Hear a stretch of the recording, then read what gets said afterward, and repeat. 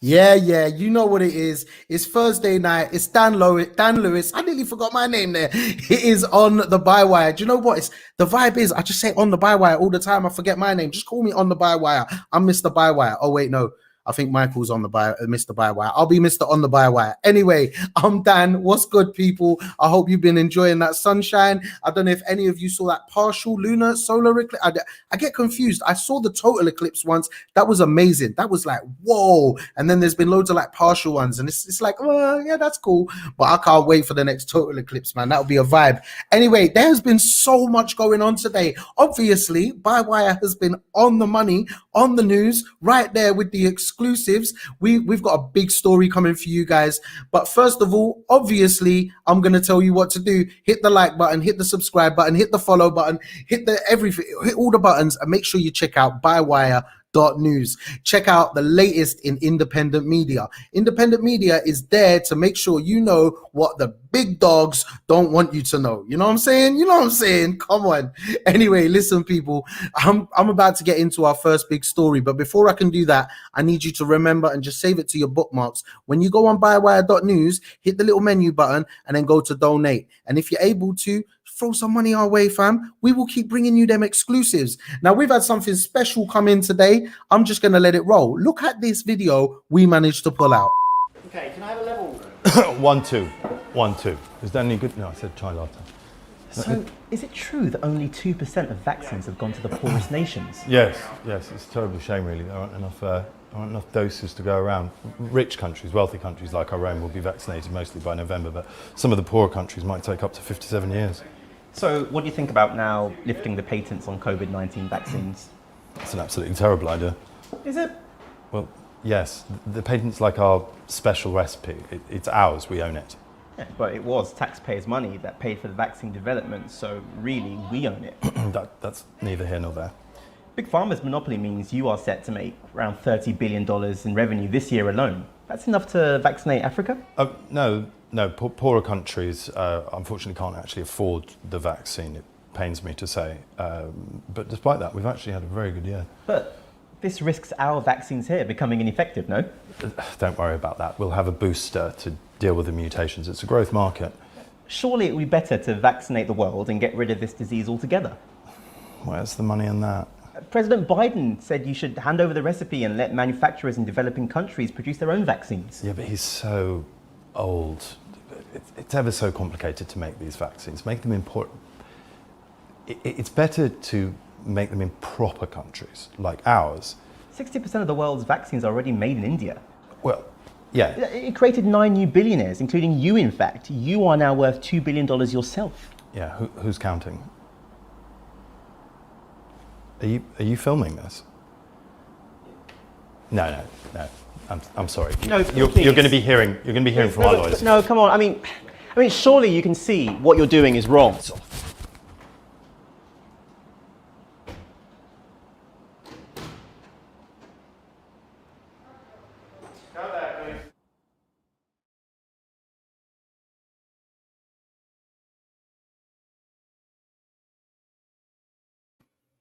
There it is.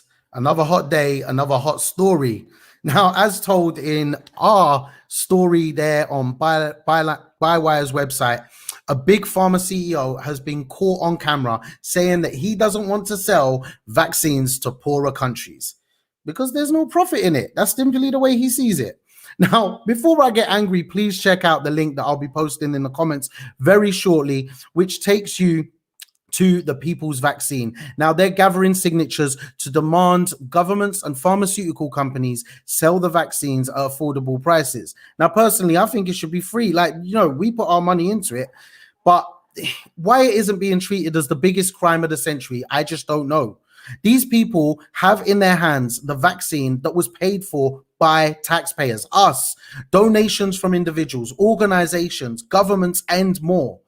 What right do they have to take our money and do whatever they want with it? Now, of course, we at Bywire, we've brought some parody into this story. But let's be honest about it, yeah? It's what's actually happening. The people should have a right to access healthcare. And I mean people across the world. Yeah, I'm going bigger than the vaccine. Capitalism kills, and that's what's happening. If you think this is wrong, then join the 2.7 million people out there who have signed the petition and the letter by the People's Vaccine. Now, I'm going to move on to the world of independent media because I think I've said enough on that and I don't want to sweat it no more. I know you guys are sweating with the heat, but in the world of independent media, there has been a lot going on. Now, although in the mainstream news, you might think it's all good in the world other than Matt Hancock getting a little bit of a grilling in Parliament and the world leaders coming to Cornwall for a charade of posing for cameras, trying to look macho and more lies because that's what they do. Anyway, in the Canary today, they had a look at why in South Wales, the family of Chris Capesas wants a review into why there was no prosecution after Chris was tragically pushed into a river. Now, over in Source News, they've had a look at the launch of the People United, a cross-border campaign for Scottish independence. Now, they're hoping to inject some positivity into what they call a melancholic movement. It aims to start an international debate about self-determination, not just for Scotland, but for the rest of the UK, Catalonia, the Basque Country, and beyond. Switching it up and over to Old Africa, they're talking about the launch of the Refugee Dictionary to mark the 70th anniversary of UN Refugee Convention UK. It's an interesting idea of bringing people together who have sought refuge in the UK and to define one word, refugee. Now, I think that's a brilliant idea, and I think it's a great opportunity to really see how people want to self-identify themselves or their stories. And I love a story. I love when people can tell their stories and be able to do it in a way that shows the politics of the world and what's really going on, and taking away from the bias that you get in the mainstream media. Yeah, I'm going to go back to it because it's owned by five guys who live in mansions. Yeah, you know, I'm going for that story again. 5 guys that live in mansions on islands and they don't pay no taxes. We don't want them telling you what to think, what to do, and what to say. We want to give you a different view on things. So make sure you guys hit that donate button. And if you can't, hit us up on the like, hit us up on the subscribe. Now, something else that's been going on recently that the mainstream media hasn't covered is something that I definitely think needs to be spoken about. And that's why as soon as I found out about it, I got in contact with the team over at the Osime Brown campaign who are working to get him to become free. Now, I want to invite my friend Andy Force to come and explain a little bit more about it and tell us what's been going on. Andy, thank you so much for coming on the show. It was a last minute request, but with so much going on around your campaign at the moment, or the campaign that you're involved in, I just wanted to make sure you had an opportunity to let the people know exactly what is going on. So first of all, Osime Brown, who is he? What's going on? Why have we got a campaign? And why are you marching this weekend? Yeah, thanks for having us on here, Dan. So I'll give you a bit of background about who Osime is, a little bit of background on the campaign, and then we'll talk about what's going on this weekend. Sure. So Osime Brown is a young, black, autistic man. He's now aged 22 years old. And he arrived in the UK when he was 4 years old. Okay, so most of his adult life, he's lived in this country. And this country, you know, has been his conscious life, his conscious waking life that he can remember has been in Britain. So he came here from Jamaica. And, you know, to be honest, he's had a bit of a troubled childhood in various ways, and in many ways was really failed by our education systems and our social care systems. He was moved around 28 times between different social care placements. He wasn't diagnosed with autism until he was 16 years old, which is extremely late in the educational process to start making interventions in someone's life and educational well-being. So his early life was not settled. It was failed by the system in many ways. For those who don't know, autism is it's a neurodevelopmental condition that means that the person diagnosed or who experiences it has a degree of limitations when it comes to social interaction, communication difficulties, and so on. And it's something that definitely requires a good understanding, a lot of specialized intervention in young people's lives, so that they can, make the best of themselves and have the same opportunities that neurotypical people would have. So Osime was expelled from school at 16, having had these kind of failures of education take place. And then age 19, he got mixed up in a robbery. Now, this was an event which was it was stated, like, even in court, witnesses stated that he wasn't personally involved in the robbery. It sounds like it was very much a case of being mixed up with the wrong crowd. Right. But because of a particular piece of law called joint enterprise, okay, Right. because he was there at the time, and even despite the fact that a witness said he wasn't involved in the actual taking of a phone, he got convicted along with a group of other people, even though he pled not guilty, and got given a custodial sentence. So along with that, because he got a custodial That's sentence, a law. Oh, sorry to interrupt you. That's a law that basically, so he ends up getting in trouble even though he ain't done nothing. yeah, because he was there at the time, and who are judges? What are the judges going to do? They've got this evidence from the CPS, such and such. A young man with autism who Wow. can't represent himself properly, and who probably didn't have that adequate legal support at the time. It's just being chewed up by the justice system. Unbelievable. And the joint enterprise law, Dan, it's been used. It's been well documented about the kind of racial disparities in terms of how this law is being used. And it's being systematically used to penalize young black men in particular. Yeah. So go on. So Asim lands up with a custodial sentence in prison, basically. And the people some of the kids who committed it, the young people who committed the actual crime, didn't get a custodial sentence. But Asim pled not guilty, said I didn't do that, wasn't involved.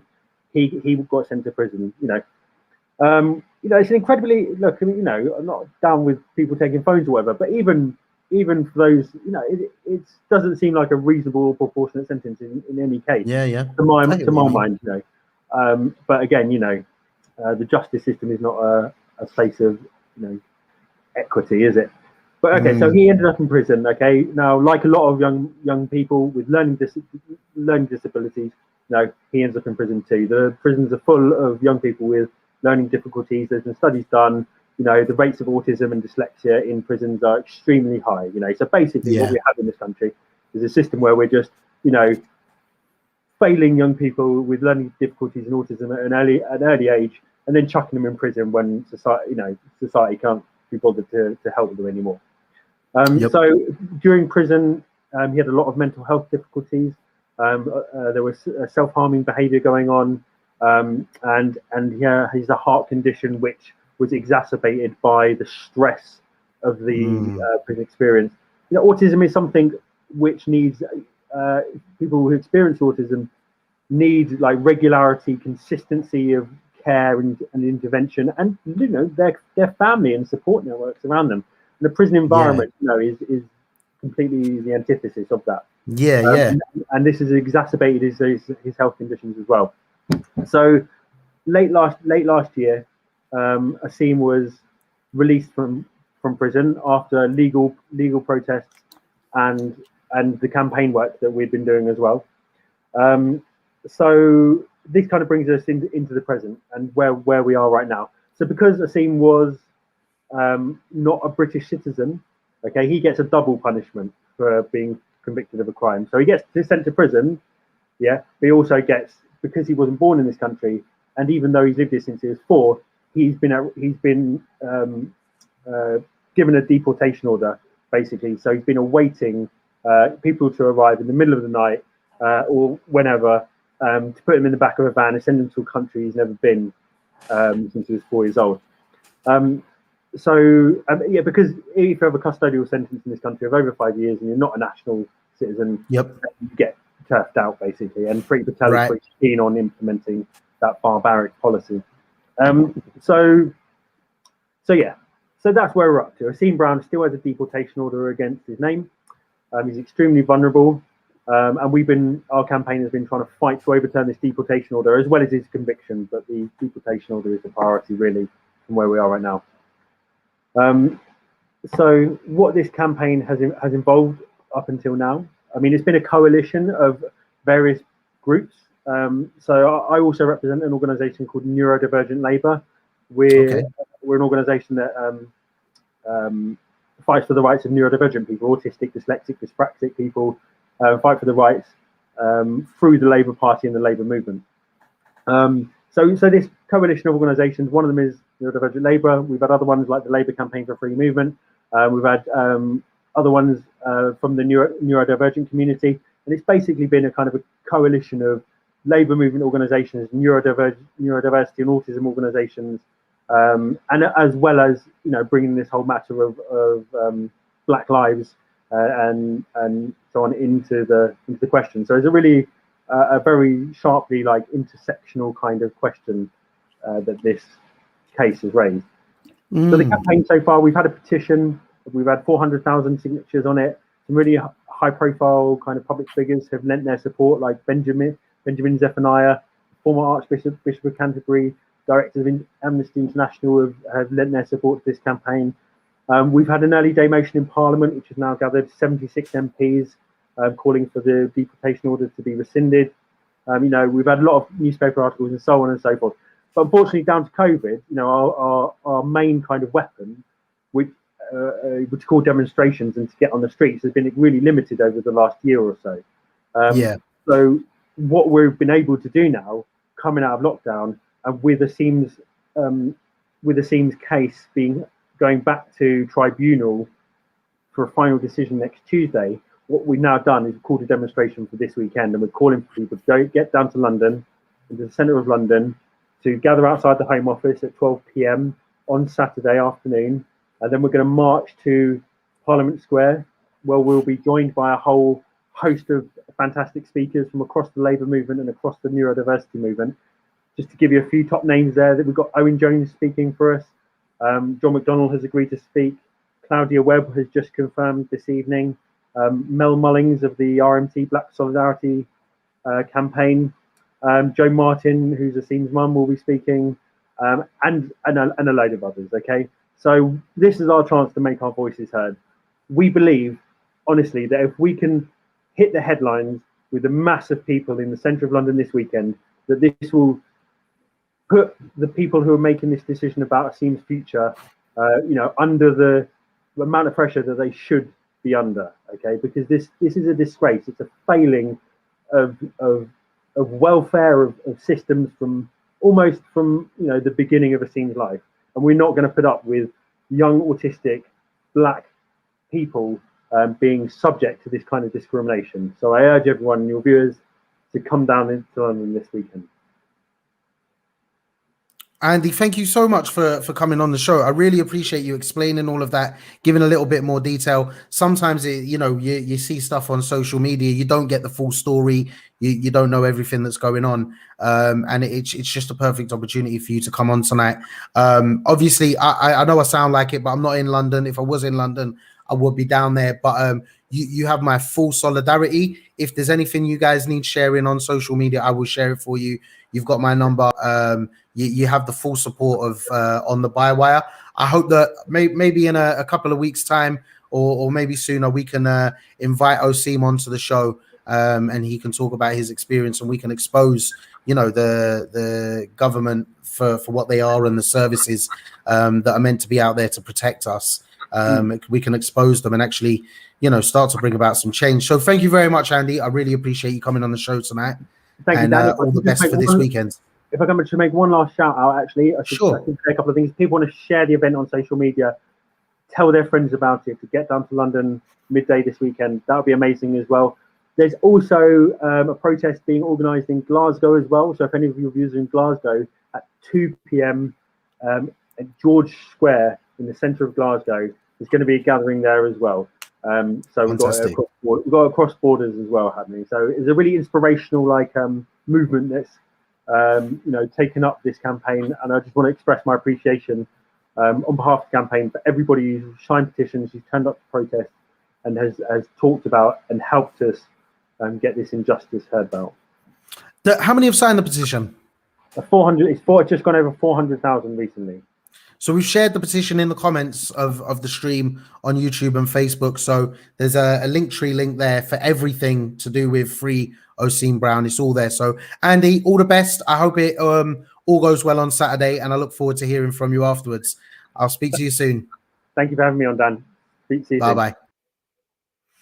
Wow. this is going on in our country right now. You know, we I think I've mentioned it nearly every night that I've done this show so far. You know, we go back to that report that the government put out saying that this country is not institutionally racist. It's not racist, and people saying, "Oh, this country is not racist. Britain is racist, man. Come on." I spit the truth on the Bywire, and that's where you get the truth all day. I'm speaking the truth. Britain is racist, but Britain is also beautiful, and it's beautiful because it has so much great talent, especially in independent media. And you see how I'm plugging perfectly into my next guest. It is the amazing, the wonderful, the beautiful. It is Lucy. Do you know what? I love reading your stories, your work. You know, ever since I met you and you tell me about all the work that you do, I just think it's fantastic. And I'm so excited to have you on the show tonight. Thank you so much for coming along. How are you doing? How's life? How's the family?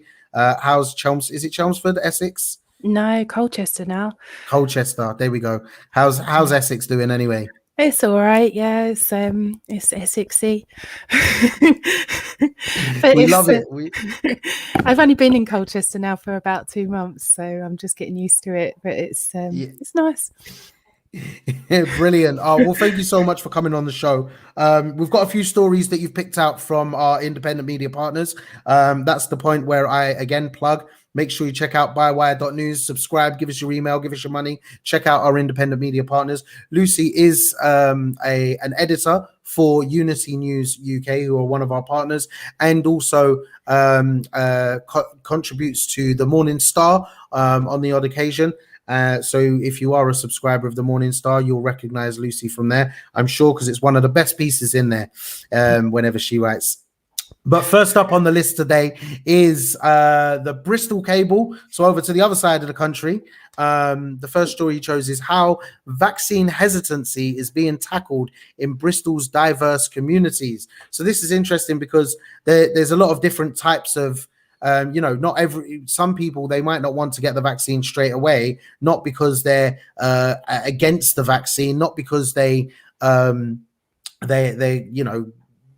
totally against the whole idea of it. There's multiple reasons why, and one of them is, especially in the diverse communities, is where you're finding it more so. So tell us a bit more about this story. What have the Bristol Cable been doing, Lucy? Right. Well, there was 5 areas in Bristol with that had the lowest uptake of the vaccine, and it also was the areas where they had the highest ethnic minority population.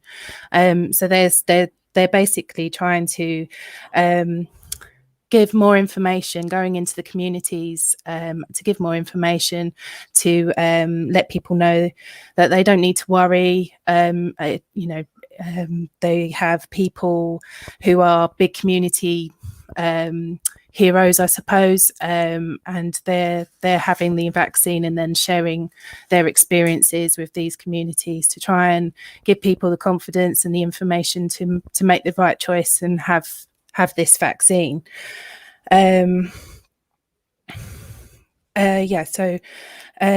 that's actually pretty much all I've written about it. But apart from, they said that they think that the uptake is because of misinformation, the amount of misinformation that we're seeing about the vaccine in the press, and it is quite worrying. And I was reading an article a while ago, which I read that the vaccine trials, that it was over 90% white people that were in the vaccine trials. So it is worrying for someone from an ethnic minority to wonder how this might affect them when they're not being included in the trials in the same way us white people are. Yeah. Well, the thing is that what happens is, like, back to that report about Britain not being racist, one of the ways in which we can start to fix some of the problems is by making sure that we are making things accessible to everyone. Some people, English isn't their first language, or it might be the way in which they've come to the UK, that they might not have the correct information with government system within government systems.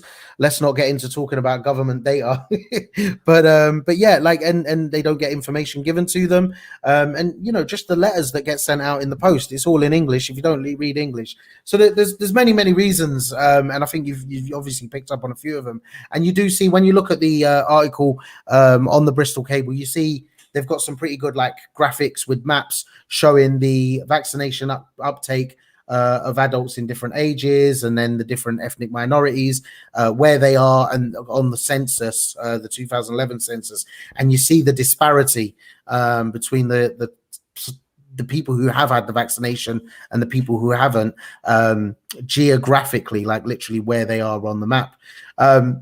Now, moving over in the news, we've also got Declassified UK. One of their journalists was unlawfully profiled by the UK Foreign Office. Now, this sounds like a story and a half, this one. What on earth is going on here, Lucy? Tell me more. Okay, so basically Britain's Foreign Office has gathered data on Declassified's head of investigations, a man named Matt Kennard, and they rejected his freedom of information request, but also they then decided that they would profile him. So they collected data, his articles, information about him. And when Matt Kennard actually made a request to find out what information they held on him, there was 1,900 references to him in 18 months, but they wouldn't give him the information because it would be too much to go through. The excuses they come up with is mad, isn't it? You know, like imagine if I turn around to my school or my employer, yeah, like imagine if my boss, he said to me, "Oh, Dan, I want you to put on an extra show this week," and I was like, "No, it's too much work for me to do." You know, like I think the government sometimes forget that we pay their bills. Hello, taxes. Yeah. It's too much work to do. No, I'm just going to turn it off. Bye. But they didn't mind doing the work before. They did it all before. That, I mean, you know, researching someone takes an awful long time, and they've been doing it for 18 months, 1,900 times, but they can't give it back. They think these excuses pass, you know. They're so dumb, man. It's unbelievable. Do they forget that at the end of the day, we're the ones who pay the bills? They need to sort it out, innit? Yeah, definitely. I mean, freedom of information requests are, I think someone that can do those, it requires a certain art form, because unless you're asking for information that they're quite happy to give over, they are going to fight you on it. And that's been my experience. It's quite tricky to sometimes get the information you want out of them. Yeah, but go on. Well, I was going to say, freedom of information requests, they should be applicant blind. You know, they're supposed to be answered without prejudice to what you're going to do with that information. And one of the reasons, I think, in one of the emails from the Foreign Office was that this Matt Kennard would make the information he got as public as possible. You know, and that shouldn't be. I mean, that's the point of freedom of information, is so that the public can access information. So it's a really, really ridiculous thing. I am every day they fail to. Well, actually, they amaze me every day. It's just like there's a new, especially when you're looking at the stuff that come out. Yesterday, we were talking about the what was it, clearinghouse operation that they had, where freedom of information requests were going through clearinghouse, and this is probably linked to it. It's just crazy, man. They're literally, it's I think I've heard it before, where people keep saying it's like watching an 80s comedy about the government. Yeah. I just can't believe what on earth is going on. You see that picture of Matt Hancock doing the zombie walk. It's like the Ministry of Silly Walks are in government now, you know. It's I don't know if this still goes on, right? But like you know that scene, see that moment when Boris Johnson came out of his house in his rugby shirt and he had the cups of tea and coffee on the tray. Yes. Yeah, I remember right? that. So politicians, there's a bit of training that you do in or you used to do for politicians, and it's the number one way to deal with the press if they're all outside your house because of a scandal or something. Like, imagine that there's training for the press on training for politicians on how to handle a scandal. Like, there should be no scandals. Why? No. Anyway, they give you 3 questions. They say, do you ignore them and go out the back door? Do you go out and make a statement and hope that they clear off? Or do you go out, give them a cup of tea, have a chat with them, and say, listen, boys, get someone else to take out a cup of tea. Look, he's going to be out in a minute, and then and then you keep them all happy. And it's all very, and literally Boris did that. And that was the correct answer, by the way, in that training that they used to do. And Boris did that. He literally came out with it because it works for them. They're like, let's literally be as ludicrous as we can and do these silly things, because that will make better TV than me coming out and making some failed statement. Like in, what was it, Little Britain, when the guy comes out and he's like, I fell over and my pants came undone. Oh no. Anyway, there'll be a politician that will do that in the UK, I'm sure of it. Trust me, less said about that program. Anyway, on to the next one, a serious issue caused by these Muppets, but it's from the Rooftop. News worth shouting about. I love this. I love that vibe. I just always imagine myself standing on a rooftop going chim chim. Anyway, there's a charity has had to boost fuel poverty support. It's just what happened to leveling up? What happened to power to the north, and what happened to all the money from Brexit? Like, even for the people who want Brexit to happen, or wanted Brexit to happen before it hadn't happened yet, all that money that's spent. Like, seriously, can we get annoyed about this now? Can we do something about this? What's going on? What's the story here, Lucy? Tell me more before I get more angry. Well, this charity does amazing work. I actually know someone who's been helped by them, and I'll talk about that in a little while. But basically, with this, they've seen this. Was it this year? They've seen a 43% increase to inquiries since last year, and basically they're having a lot of people since the pandemic started coming to them, and more because a lot of the places that would help people that were struggling with fuel poverty had to close down during the pandemic because they were face-to-face services. So they're offering services over the phone or in a park if restrictions allow. So they've still been there helping people, and they basically have got other organisations to help with people paying bills and getting people out of this situation where they're choosing between heating and eating. So I've got a friend who actually was helped by them. She applied in Christmas, just before Christmas, because she was in a really bad way, debt spiraling with gas and electricity. It did take 4 months, but they wiped her entire bill, and obviously that's a brilliant that's the best thing that could probably happen when you're in that kind of poverty spiraling, really, with that much debt. And her energy company, because they knew that she'd been struggling, and that the CSE paid her bill, they sent her a bouquet of flowers, which I thought was a nice touch. Really, really lovely. I think it was octopus energy. So, might be a nice octopus energy. Yeah. I didn't know that one existed. Is it octopus energy? I'm not quite sure, but I think it's octopus energy. Yeah. My plan is to live off the grid.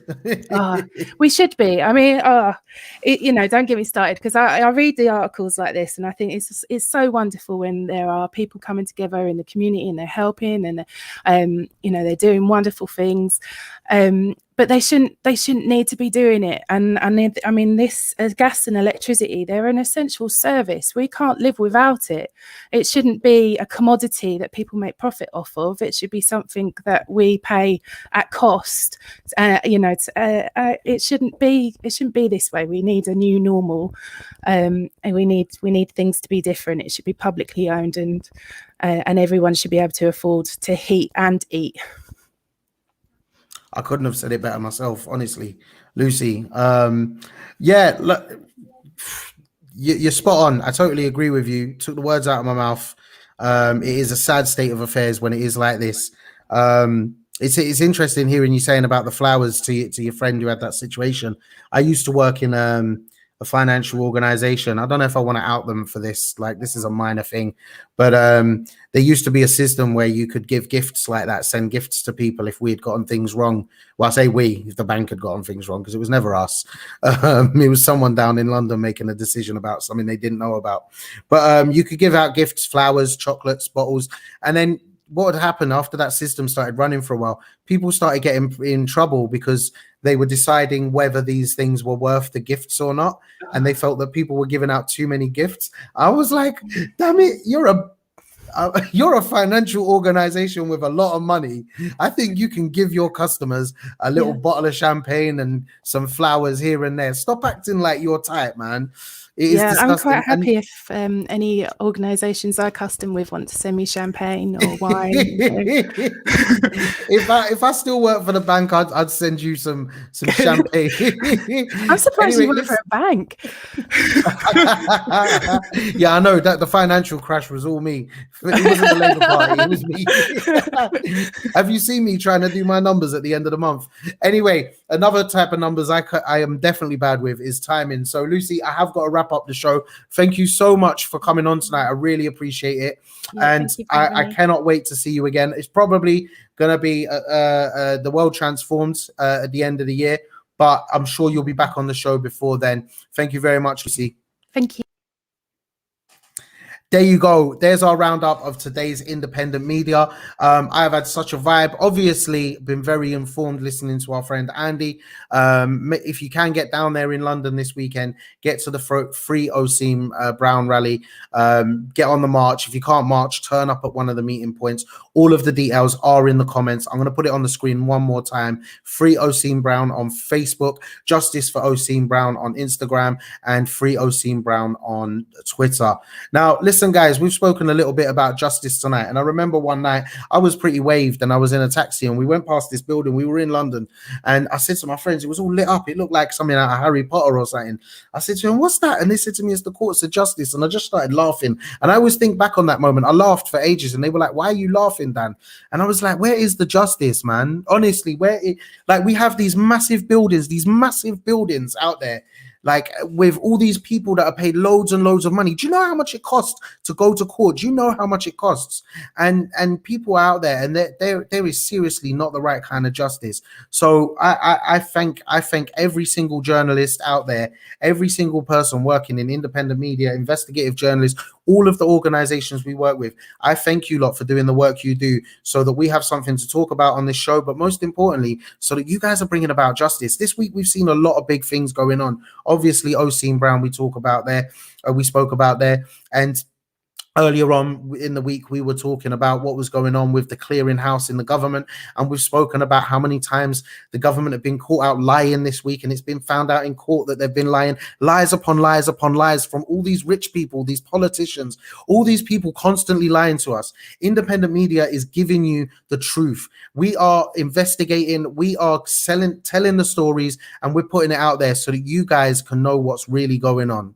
Because like I say every night, there is literally just a handful of guys sitting in massive mansions, not paying no taxes to no one, telling you what you should and shouldn't know. They're hiding the truth from you, and the truth is in independent media. So whatever you do tonight, at minimum, hit the like button, hit the share button, or hit that donate button, and help us keep independent media going for as long as we can. Peace and love, my people. I'm Dan Lewis. This is on the Bywire. We'll be back on Monday at 9 p.m. Don't miss out.